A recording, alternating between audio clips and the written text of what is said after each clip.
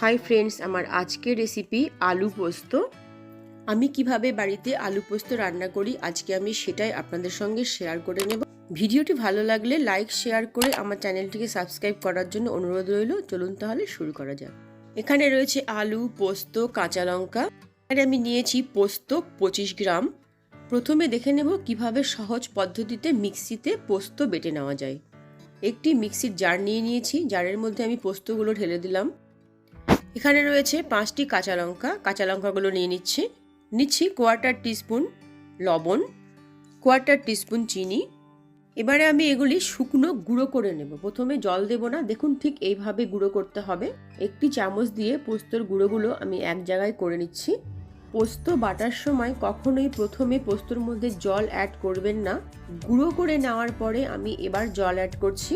এইভাবে অল্প অল্প করে জল দিয়ে আমি স্মুথ পেস্ট বানিয়ে নিচ্ছি। দেখুন পোস্ত আমি খুব ভালোভাবে পেস্ট করে নিয়েছি। একটি ফ্রাইং প্যান আমি গ্যাসে বসিয়ে দিয়েছি আর দিয়ে দিচ্ছি পরিমাণ মতো সর্ষের তেল। এখানে আমি প্রায় 5 টিস্পুন তেল অ্যাড করলাম। দিচ্ছি 2টো শুকনো লঙ্কা, কালো জিরে কোয়ার্টার টিস্পুন। ফোড়নটা একটু ভেজে নিচ্ছি। এরপর আমি এর মধ্যে অ্যাড করছি আলু। এখানে রয়েছে 200 গ্রাম আলু।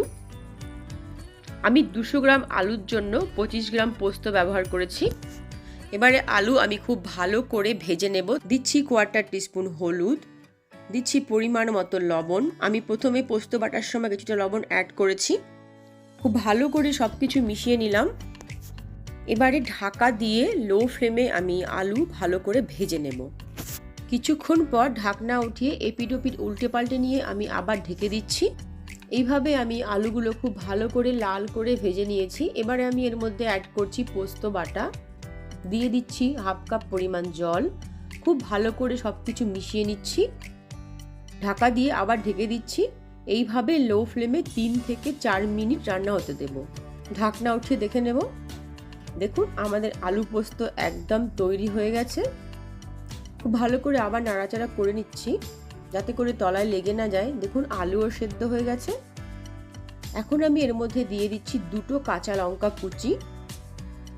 আরও একবার খুব ভালো করে নাড়াচাড়া করে নেব। এবারে গ্যাসের ফ্লেম অফ করে দিয়ে ঢাকা দিয়ে কিছুক্ষণ এভাবে রেখে দেব।